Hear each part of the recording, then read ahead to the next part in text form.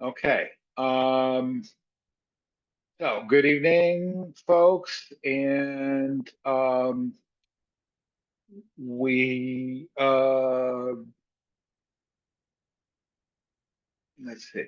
So we finished um Avot chapter 3, Mishnah 7, and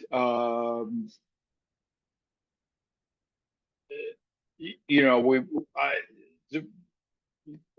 towards the end of it is one of the more, I think, one of the more controversial statements in all of Pirkei Avot, that if you are, walking and studying, um, and of course, I mean, it should be added that presumably what people were doing is repeating something orally in their study. I mean, they weren't like walking around with a book. Um, might have been walking around with a tablet, but not the kind of tablet that people walk around with today.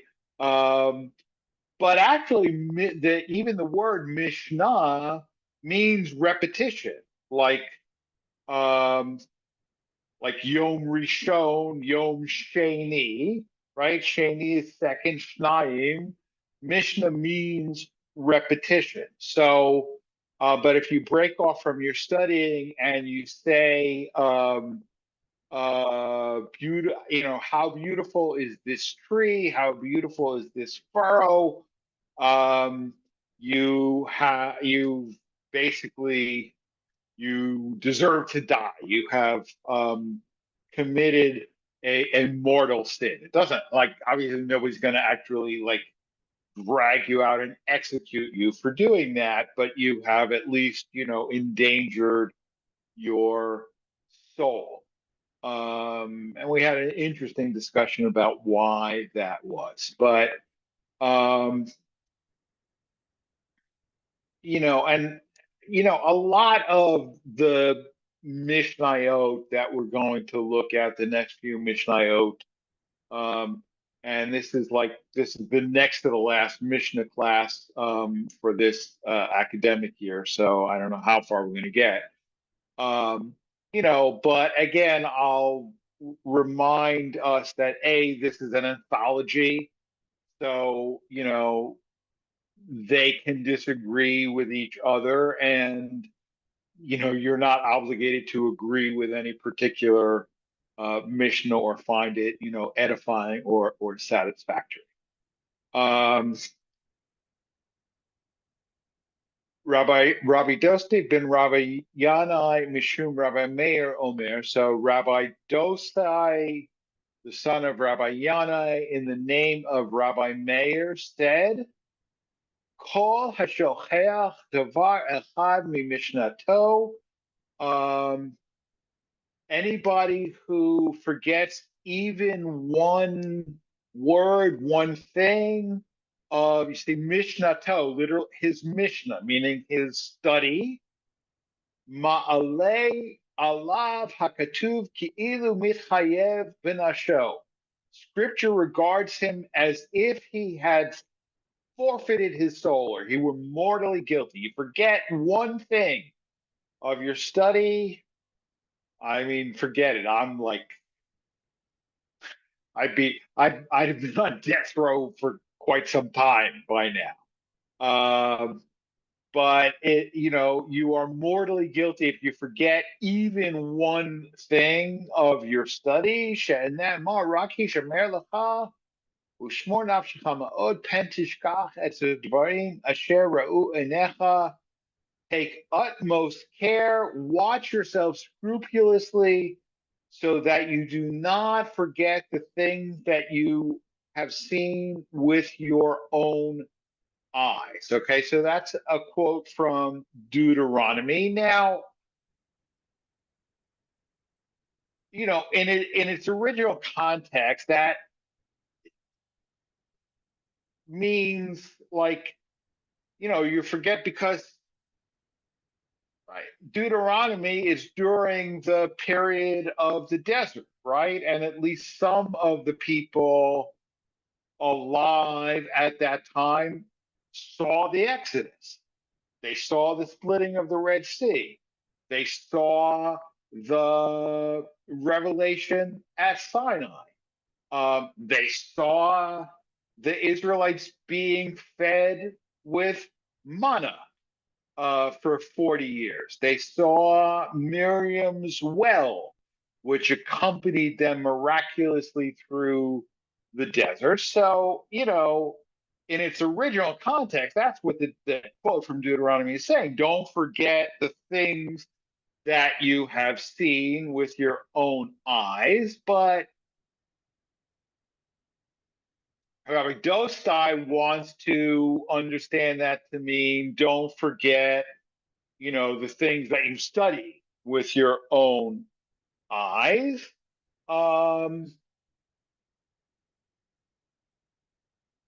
Yehol afilu takfa alav mishnato.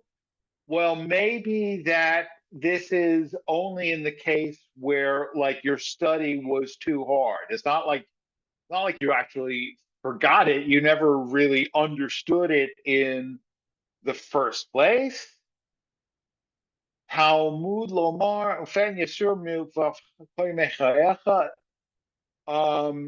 Therefore, Scripture says that they do not fade from your mind as long as you live. Therefore, you're not mortally guilty unless you deliberately remove them from your heart. In other words, right? No, you're not. You're not mortally guilty. You're not forfeiting your mortal soul if you like legitimately forget something that you studied. Um,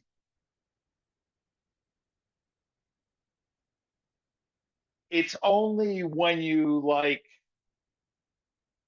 intentionally forget something, which I don't know how you actually intentionally forget something, but it's like you were careless, you were heedless in your learning, right? Like you never really, you didn't forget it, you never really knew it. Okay. And you never really knew it, not because it was legitimately too difficult for you, but you never really knew it because you didn't pay attention. You didn't pay sufficient attention in your studies. You were happy to receive, gentlemen's C's.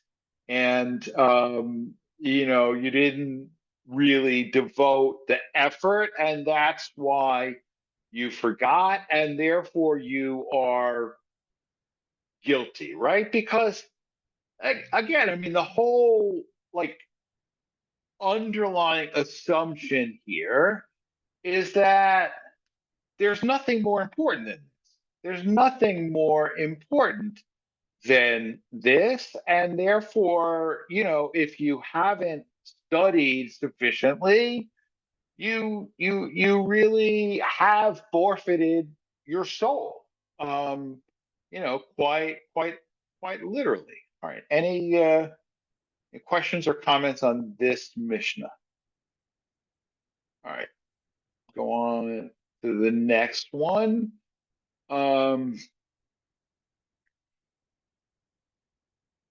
Rabbi Hanina ben Dosa Omer. Rabbi Hanina ben Dosa used to say, "Kol sheyirat het'o kodemet lachachmato, hachmato mit kayemet." All right, anyone whose fear of sin precedes their wisdom endures. Okay? Why? Um, why? Because, in other words, right, the bottom line for you is your fear of sin, your desire not to sin, right? And therefore you study, right? You study so that you won't sin, right? Both, I think, for for two reasons. One is because, like, of the generally morally salutary effect of your studying, right? Your studying will make you a better person, and therefore you will be less likely to sin, right? If you study Torah a lot, you're less likely to sin, particularly if the purpose of your Torah study is to avoid sin, but also because, like, you won't you won't sin unintentionally because you don't know the law, right? And because ignorance of the law is no excuse, right? Because you're supposed to know the law. I mean, having said that, right, there's also the rabbinic principle, which goes back as far as the Talmud. So, the same era as this. I mean, this is part of the Talmud. Is that um, there's two types of transgression. There's shogeg and there's mazid. Okay, shogeg means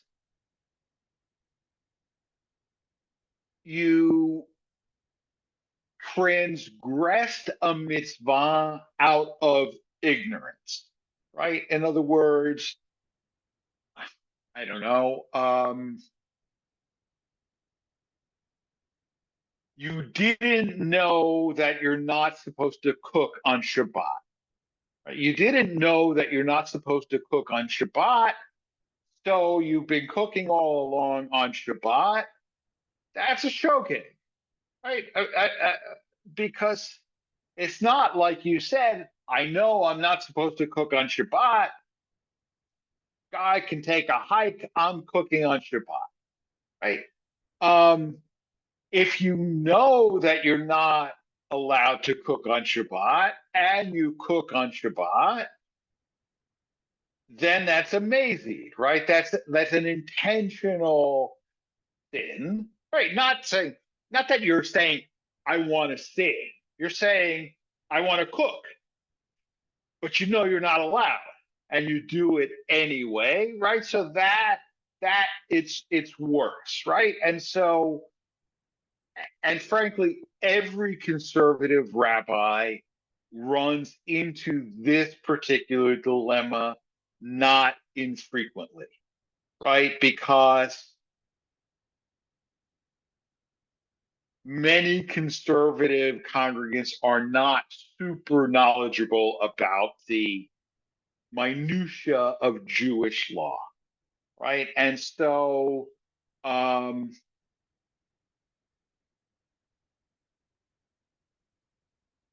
should I teach somebody something that they don't know? Um,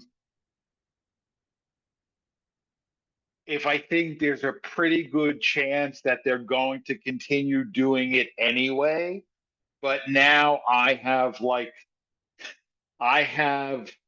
converted them from an unintentional transgressor to an intentional transgressor, right? But on the other hand, if you really are doing something you're not supposed to do simply because you don't know, and I inform you, and then you'll stop doing it, then you're better off. So this is a real dilemma that conservative rabbis face all all the time. But it goes back to the Talmud, where the rabbis say it's better that you be a shogeg than you be a mazi, right? It's better that you sin um, unintentionally than you sin intentionally. So that's another reason that your fear of sin should precede your wisdom, right? Because you're studying so that you'll know the law with obviously the intention of not violating it, right? So therefore, your wisdom will endure, right? But if your wisdom precedes your fear of sin, your wisdom will not endure. Because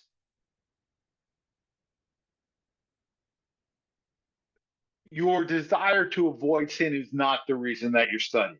You find it of academic interest, you find it, intellectually challenging, um, antiquarian interest. You love history, so therefore, like the history of the law, but you're not studying in order to observe, and therefore your wisdom won't endure either. Right. And similarly, if your deeds exceed your wisdom, your deeds meaning the mitzvot that you perform, right? If your deeds exceed your wisdom will endure. But if your wisdom exceeds your deeds, your wisdom will not endure, right? Yeah, Alan. Really, the problem I have here, and I think, frankly, we have as a conservative congregation, and many people have in various areas of their lives, this is not nuanced. It's here's the law. Here's what we have. It's a sin to drive 1 mile over the speed limit. Right. But it's not. It's one thing to drive 1 mile over the speed limit, 5 miles over the speed limit.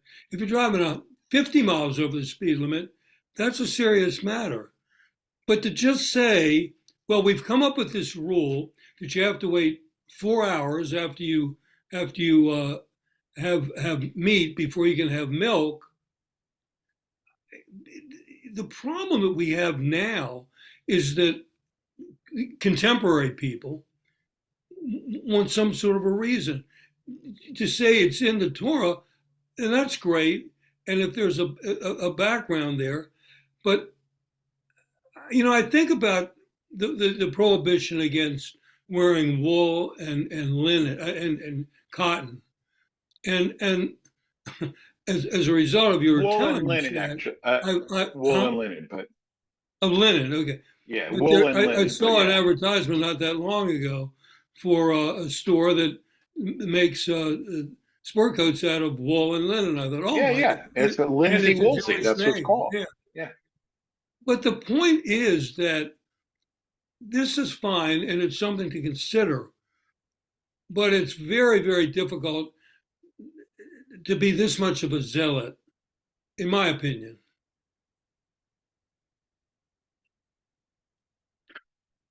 Well, look, I mean, all right. So there's also a difference between biblical law and rabbinic law. Okay, and the problem with the second thing you cited is that's biblical, right? There's just no way around that. It is a biblical transgression to wear a garment made of mixed linen and wool, right? I mean, you may consider that law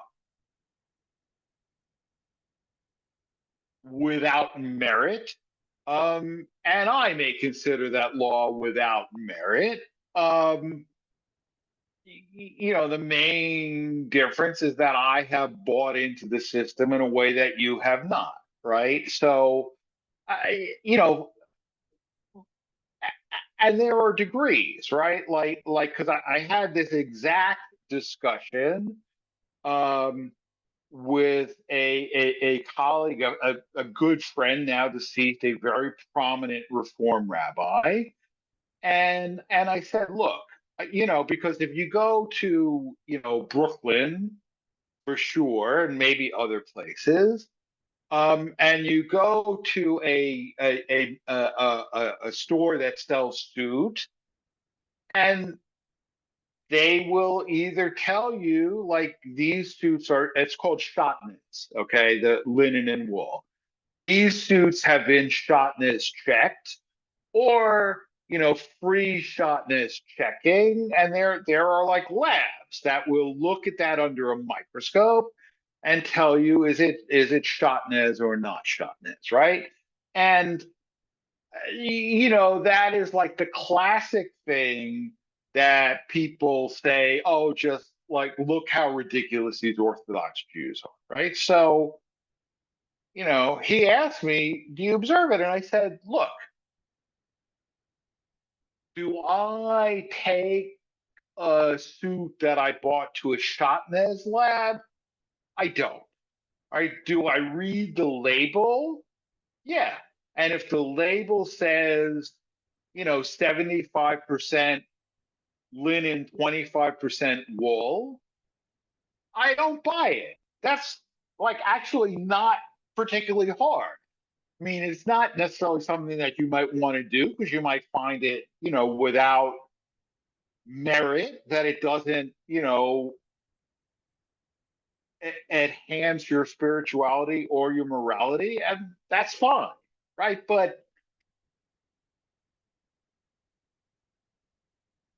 have like the intellectual integrity to not claim that this is a law that's impossible.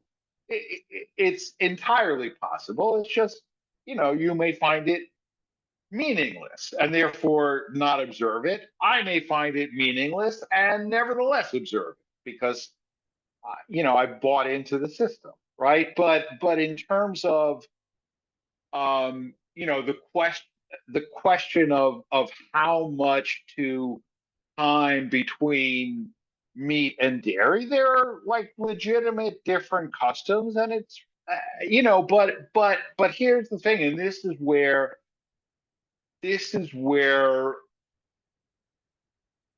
humane considerations enter into the judgment of the law, right? Because I mean, sometimes there's not wiggle, right? But often there is, and I know I've told this story before, but I don't know who was present when I told it, so I'll tell it again. Um, Rabbi Elliot Dorff, who is one of the great legal minds of the conservative rabbinate, and probably the greatest bioethicist in the conservative rabbinate, right? He grew up in Milwaukee, and his family lived across the street from Rabbi Twersky, who was a Hasidic rabbi who was, I mean, there were places there where, like, in Milwaukee, I had an actual chief rabbi. And Rabbi Twersky was the chief rabbi of Milwaukee, and the Dorff family lived right across the street. And one Friday afternoon, and young Elliot Dorff, he wasn't Rabbi Dorff then, but Elliot, he was interested in this stuff, and he would spend a lot of time sitting in Rabbi Twersky's study when people would come and ask him legal questions. And a woman came and she brought a chicken with her, a dead chicken, and said, I started preparing the chicken, and and I'm concerned that it might not be kosher, right? So he doesn't look at the chicken, right? Or maybe he does look at the chicken, but he asks her all kinds of questions, like, you know, what does your husband do for a living? Um, are you having guests for Shabbos dinner? Do you have any other food in the house, et cetera, et cetera, right? And he told her chicken is fine, right? And so Elliot asks, you know, what does that have to do with whether the chicken is kosher, or not, right? You look at the chicken, kosher or it's not kosher. And he said, if you think that the kashrut of a chicken only depends on the chicken, you don't know anything about halacha, right? Because, if it, it if it's 2 o'clock in the afternoon and Shabbos starts at 8, and they're wealthy people, get rid of the chicken, right? Go buy another, right? If they're poor people and the result is not going to be buy another chicken, it's nothing to eat, or it's 2 o'clock, but Shabbos doesn't start at 8; it starts at 4:30, right? So all of these things are like legitimate variables to take into account, right? Having said that, if the woman brings you, you know, and she says, "Look at this chicken," and the chicken that she presents you is actually a rabbit and not a chicken at all, then there's no way around that. Okay, rabbit is not kosher. So yes, I mean it is true that you know driving 1 mile over the speed limit is technically a crime, as is driving 40 miles. But you know, there's going to be leeway. There is going to be leeway. There's no question about it, because not everything is as cut and dry as you might imagine. Um, all right. Anything else on this on Mishnah 9? Yeah, Rabbi, I'm sorry, I don't mean to keep No, that's prolonging, fine. It's fun. but you said something a number of times. People will say, "Well, do I stand during this prayer, or should I come? Should I walk out during that prayer?" And you often answer, "What's your family tradition?" Right. And it becomes, and I've really come to see the wisdom of that. A person's spirituality, very often depends on the way they were raised. People who are not Jewish and who've never studied this, who have no idea really this stuff, but they have other philosophers, can be wonderful people, and you can owe your life to them. They can be our heroes, just like people that really understand a lot of this might not be heroes. But I think that what at least I'm looking for to some extent is what you said before. I would like to have, I mean, it's not going to be all neat and wrapped up with a bow. You know, you have justice, mercy, and walk humbly with your God, and you can study that idea for a long time, maybe your whole life. But it's just interesting if the rabbis can act as judges and use common sense, and that's sort of an underlying factor. They're not doing what some of these other zealots want, Right. because in their eyes it's a sin. It's just, um, I think what you're saying is the way we've evolved and the way we've evolved as a religion. Right. Well, all right. So let me recommend to you. There's an article that came out in the mid 1990s called "Rupture and Reconstruction" by Rabbi Professor Dr. Chaim Soloveitchik. Um, and So Chaim Soloveitchik is the son of Rabbi Joseph Soloveitchik, who was, the leading luminary of the modern Orthodox rabbinate in America. And Chaim Soloveitchik is a history professor at the well, I'm sure he's retired now, but history professor at the Hebrew University in Jerusalem. And he discusses exactly what you're talking about, that the the trend toward ever more rigidity and inflexibility in Orthodox Judaism, um, which he ascribes to the loss of the mimetic tradition. Okay, both because of the Holocaust and because of secularism, right? In other words, um, if I talk to anybody my age or older, right? Particularly, let's say, Alan, your age, I don't know, Toby's age, Marilyn's age, right? Who keeps kosher, right? How did you learn to keep kosher? What do you mean, how did I learn to keep kosher? My mother taught me, right? If you ask somebody younger than me, how did you learn to keep kosher? The answer is just as likely to be from the Art Scroll Guide to Keeping Kosher, right? Um,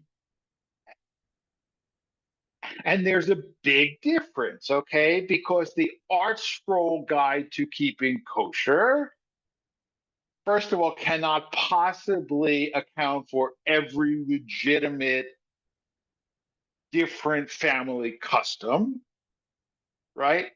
And the Art Scroll Guide to Keeping Kosher was written by a male rabbi, not a female woman, a woman who maintained a kosher kitchen, right?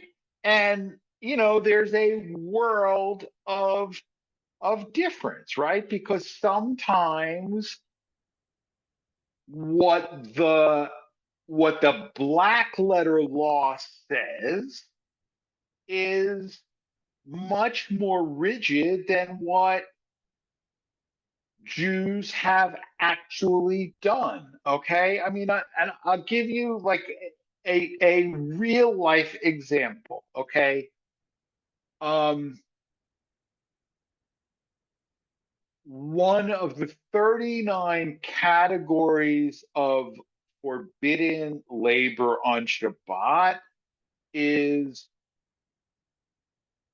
separating the chaff from the wheat. Okay, but that doesn't just mean chaff or wheat, it's anything that is analogous to that. Okay, so that therefore, these books about keeping kosher will tell you you are not allowed to eat fish on Shabbat. All right, except for gefilte fish.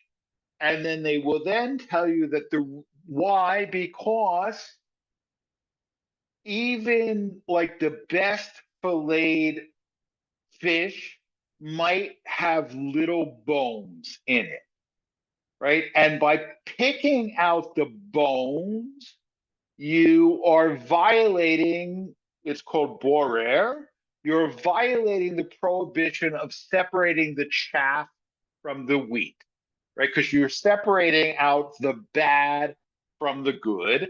And the reason we eat gefilte fish is because gefilte is ground fish and therefore there's no bones and da da da da da. And that's right. And you say, okay, but everybody eats chicken. Okay, but chicken is not borer because chicken, you're not taking the bones out of the chicken. You're taking you're taking the flesh away from the bones, right? That's not the same thing. Right now, you can get 10,000 Orthodox rabbis to write that you're not allowed to eat fish versus the incontrovertible historical fact that for millennia, Jews have eaten fish on Shabbat. Okay, and gefilte fish was not invented because it was ground, da da da da da. Because that's it's also historically not accurate. Gefilte fish means stuffed fish. right? And the original gefilte fish, like the what we know as gefilte fish, was stuffed into the cavity of the fish, and they ate. I mean, so it's absurd, okay? But that's the difference. That is the loss of the mimetic tradition to be replaced by a textual tradition. Rabbi, if you would, when you give us this site for this tomorrow, can Yeah, you include the site when you give a recap tomorrow? Can yeah, you yeah, include this guy's spelling of his name in the book you're talking about? yeah. Absolutely. Yeah, it's a long essay. It's not actually a book, but yeah. For sure. And it's I mean, it's a really, really important um a really, really important article because here is a very prominent Orthodox rabbi, son of the most prominent Orthodox rabbi, decrying the rightward trend in Orthodox. I mean, it didn't do much good, but at least it's out there. Okay. Um, now, now this is the same guy, Rabbi Hanina ben Dosa, all right, a more humanistic Mishnah, right? Some people go back and forth. Hu Hayal Omer, who used to say, um,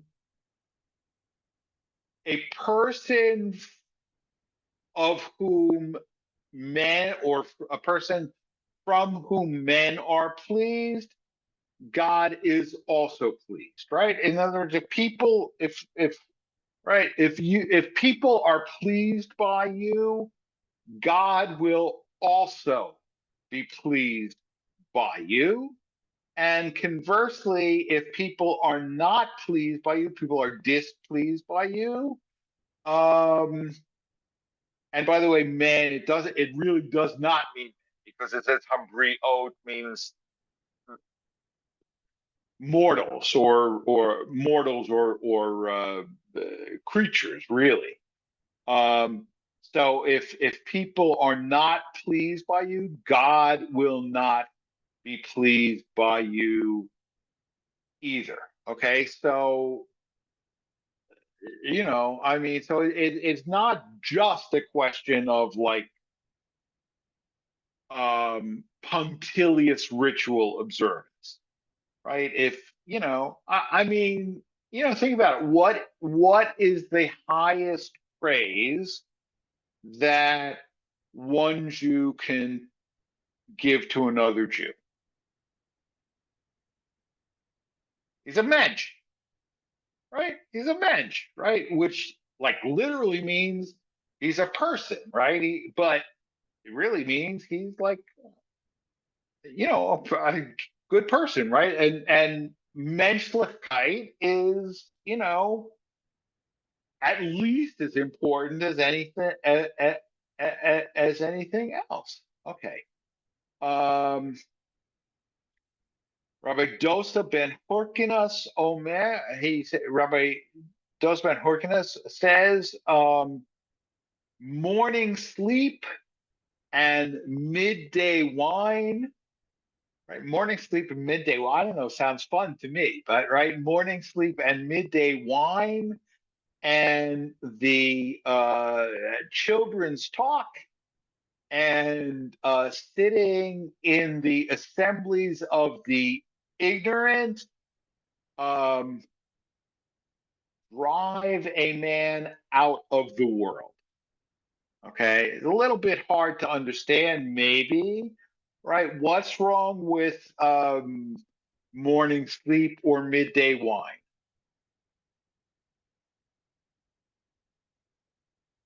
Takes you away from your It's study, right. right?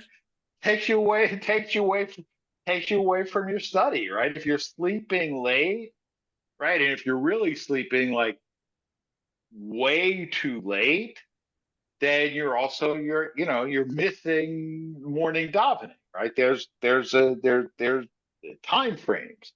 for it, right? But right, early to bed and early to rise make a man healthy, wealthy, and wise. I mean, you know, uh, you know, Rabbi, Rabbi Benjamin Franklin said something very similar, right?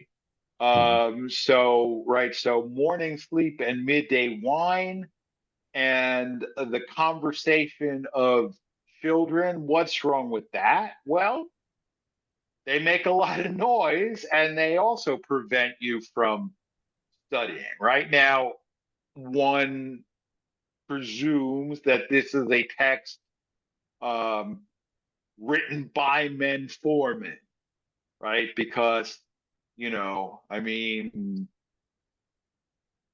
men did the studying, women did the child care, right? Is a, different society.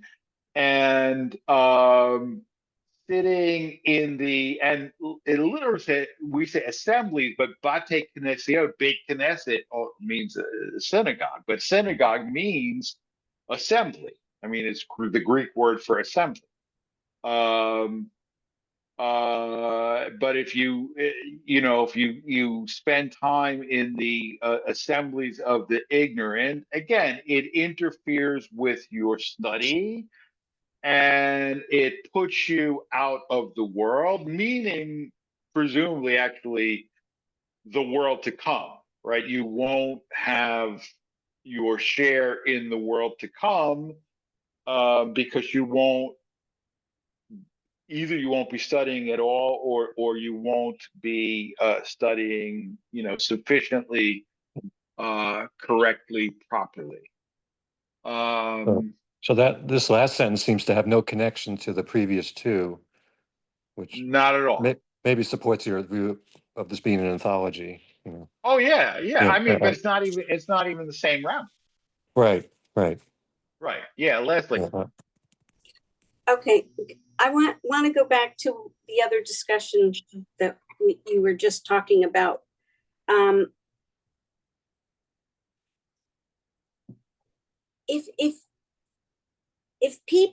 If someone is following some of the laws and not other laws, people may say, "Oh, you're picking and choosing, and that's not a good thing."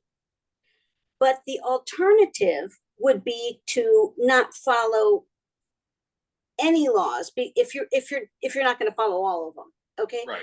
And that doesn't seem to be necessarily the right thing or a better thing. So isn't it better to follow some of the laws rather than follow none of them? Absolutely. Yeah, absolutely. I mean, again, I mean,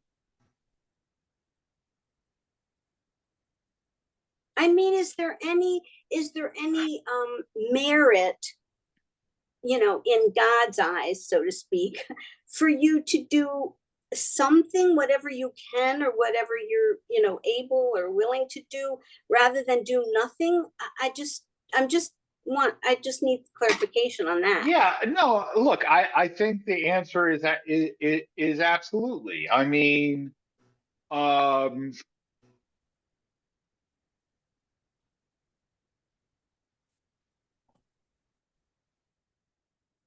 I mean, all right, so I mean, I don't know that I can answer that question on the level of the Mishnah. Okay, but the Mishnah is not the be all and end all of Judaism, right? I mean, so from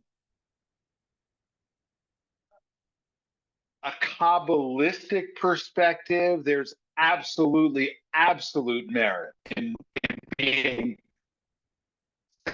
inconsistently observant or partially observant rather than totally non-observant. All right. I mean, and this is actually the philosophy that underlies the Chabad outreach. Okay. It's all right. There is this, and I am like totally not an expert on Kabbalah at all, right? But there is this Kabbalistic, particularly what's known Lurianic Kabbalah, that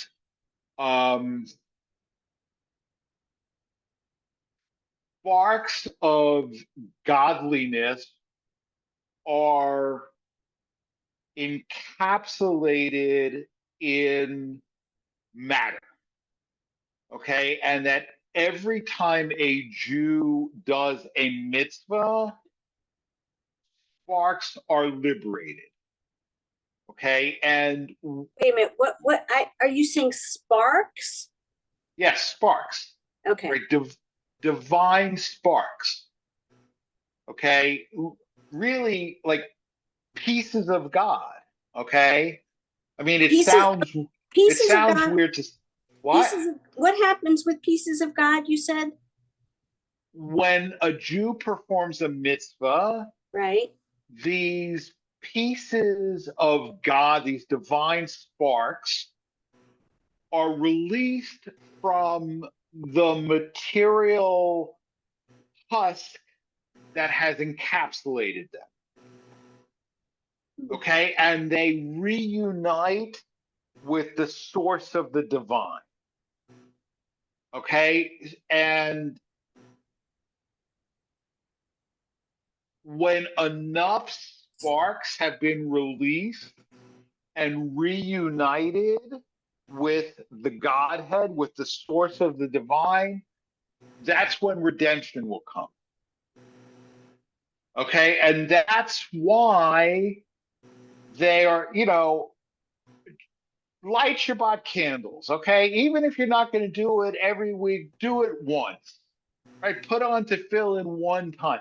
Why? Because who knows? Maybe Alan Katz putting on tefillin for the first time in 65 years will be the mitzvah that tips the scale. Well, I think that it would be good, maybe if you had if you talked about this, because some people may feel like I can't do everything. I'm not going to do everything. So I'm going to do nothing, or I might as well do nothing. A lot of people, I don't think, realize that, it's you, whatever you can do, it's still good and it in God's eyes. Sure. I mean, presumably, I mean, I can't, again, this is like, this is not, I'm not a Chabad person. I'm not a Kabbalist, but I know enough to know that that is the underlying philosophy behind what they do, right? And but even if I mean, it's certainly not limited just to Chabad or Kabbalah. I mean, probably the most important modern Jewish philosopher who most Jews have never heard of, Franz Rosenzweig. And he wrote about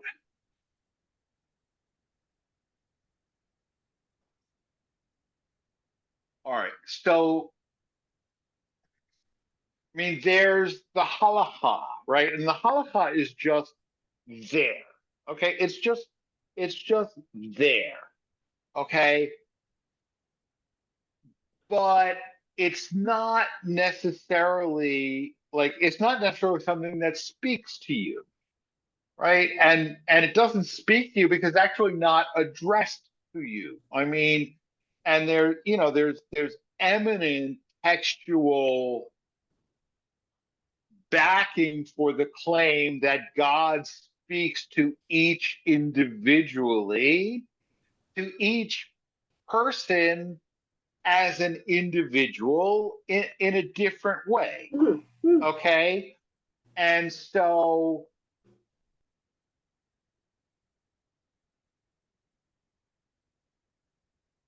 you may like legitimately observe differently than another person because God is speaking to you differently than speaking to that other person. Or, you've gone through your whole life not keeping kosher, and then you sort of feel called by God to keep kosher, or whatever it is. And look, I mean, American Jewry is full of such people, right? Who are, feel, and would they necessarily say God spoke to me? No, but I felt I felt a call. I felt that this is something I should do, right? And this is, I think, really rooted in Rosenzweig's teaching. Okay, so like the story is, and I mean, nobody knows whether this is true or not, but Rosenzweig, who was himself like grew in observance, right? He was not raised observant, and he became more observant. Unfortunately, he was struck by ALS fairly young, and he didn't live, that long. But he was like becoming more observant, and somebody said to him, "Okay, so do you put on tefillin?" And he said, "Not yet." Right? Which is like, I mean, that's so profound, right? Because the halacha is there. So he's not saying, "No, I don't put on tefillin because that's dumb," right? "No, I don't put on tefillin and I'm never going to put on tefillin. Right? I don't put them on yet," right? But I'm open to the possibility that at a certain point in my life, I may hear God telling me to put on tefillin, at which point that's something that I'll do. Yeah. But I mean, I think if you had a sermon about encouraging people to do one thing that they are not doing now, it's still valuable. It still means something. It's you don't. It's not that you have to do. I mean, it would be ideal to do everything, but most people are probably not going to do everything, especially conservatives. But each thing they do is important and worth something. That's all I'm saying. Yeah, no, I think you're absolutely right. I mean, it's something, that's probably not a Saturday morning sermon. That's probably a high holiday sermon, but it's something that I could definitely do. I mean, it's like, it'd be like far and away the earliest in the calendar year that I ever had an idea for a high holiday sermon. So, all right.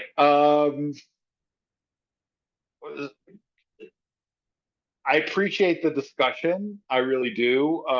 We didn't cover a lot of material, but we don't have to cover a lot of material.